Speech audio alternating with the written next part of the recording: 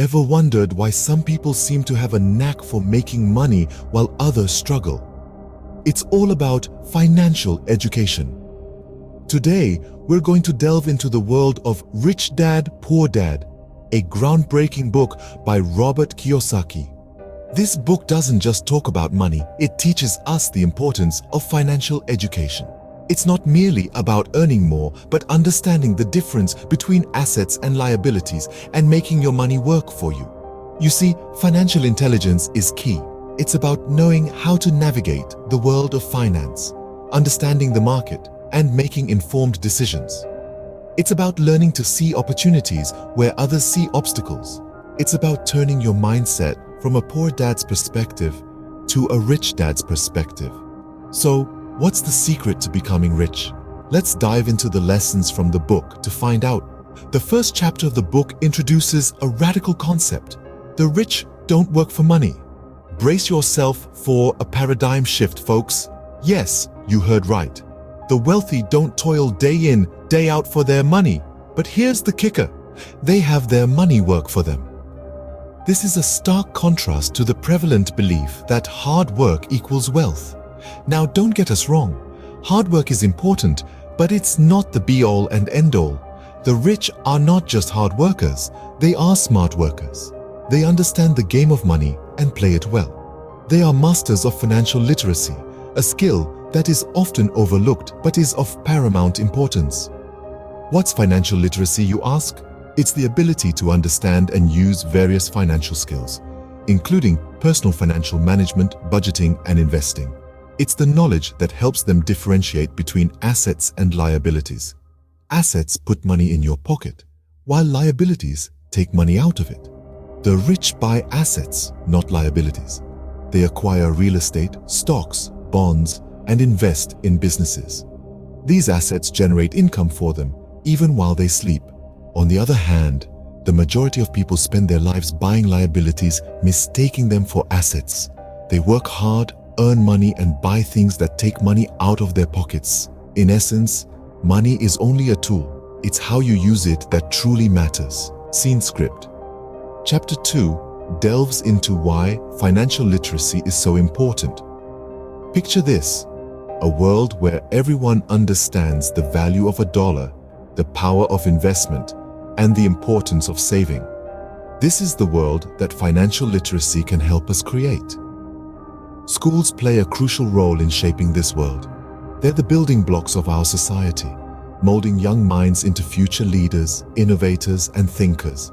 But while traditional schooling excels in teaching subjects like science and literature, it often falls short when it comes to teaching practical financial education. Financial literacy isn't a fancy term reserved for Wall Street tycoons. It's about understanding how money works in the real world. It's about knowing how to budget, how to save, and how to invest. It's about being able to navigate the complex financial landscape that we all live in and making informed decisions about our financial futures. Now, let's talk about minding our own business. No, it's not about being nosy or intrusive. It's about taking care of our financial health, just as we would our physical health. It's about understanding that our financial future is in our hands and that we have the power to shape it in the way we want. Financial literacy isn't just about making money. It's about knowing how to manage it and make it work for you. And that, dear friends, is why we need to teach financial literacy.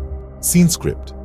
Chapter 3 emphasizes the importance of minding your own business. Let's delve into this.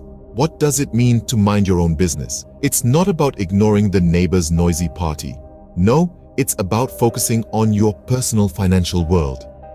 It's about understanding the difference between your profession and your business and why it's crucial to invest in your business. You see, your profession is what you do for a living. It's the job you wake up for every morning, the skills you've honed, and the services you provide. But here's the kicker. Your profession is not your business. Your business, in contrast, is where your wealth is built. It's the assets you accumulate: real estate, stocks, bonds, intellectual property, and so on. Now you might be thinking, but I'm an employee. I don't own a business. Well, that's where you need to shift your perspective. Think of your income as a resource to invest, not just to spend. Your job earns you money, yes, but it's what you do with that money that truly matters. Investing in assets, building your business, that's what leads to financial independence. So, even while you're working in your profession, remember to always mind your own business.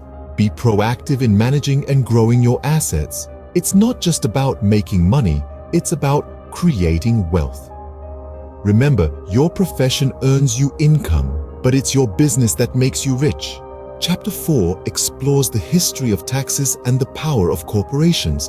Taxes, believe it or not, have a rather colorful past. In ancient times, taxes were often paid in kind, with goods or labor rather than cash. As civilizations evolved, so did taxation systems. The modern tax system we know today, complex and intricate, was born out of necessity during times of war and economic crisis. Now, let's shift gears and talk about corporations. Corporations, in contrast to individuals, have immense power. This power comes from their ability to generate wealth, influence policy, and shape economies. They are, in essence, legal entities that exist separately from their owners. This separation provides corporations with numerous advantages, such as limited liability and perpetual existence.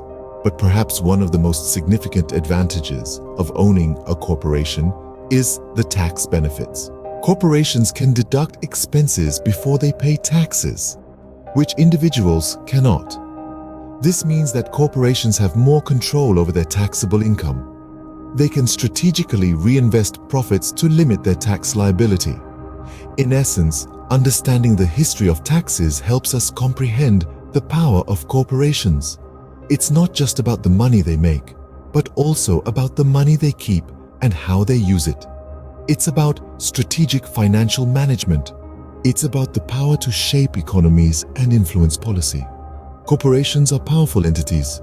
With financial literacy, you can harness that power to your advantage. To wrap up, here are the key lessons from Rich Dad, Poor Dad. Our journey through the pages of this revolutionary book has shown us the importance of financial education. It's not just about earning and spending, but about understanding the language of money. It's about knowing the difference between assets and liabilities and using that knowledge to build wealth. Firstly, we learned that the rich don't work for money. While this may sound counterintuitive, the book explains that the wealthy invest in assets that generate income for them. Instead of trading time for money, they let their money work for them. This is a paradigm shift from the conventional way of thinking, but it's a principle that can set you on the path to financial freedom. Secondly, the book emphasizes the crucial role of financial literacy. Understanding financial concepts and the principles of investing is what separates the rich from the poor. The rich understand the power of money, and they use it to their advantage. They invest in assets, things that put money in their pockets, such as real estate, stocks, and businesses.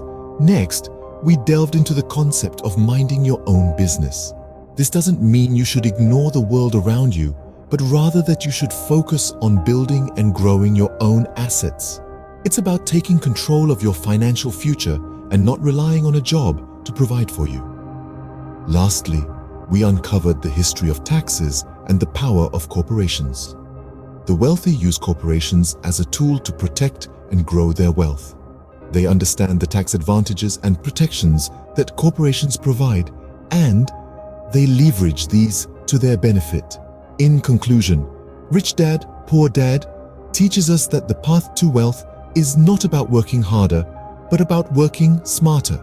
It's about understanding money, making informed financial decisions, and building assets. Remember, the path to wealth is not about working for money. It's about having money work for you. And that, my friends, starts with financial literacy.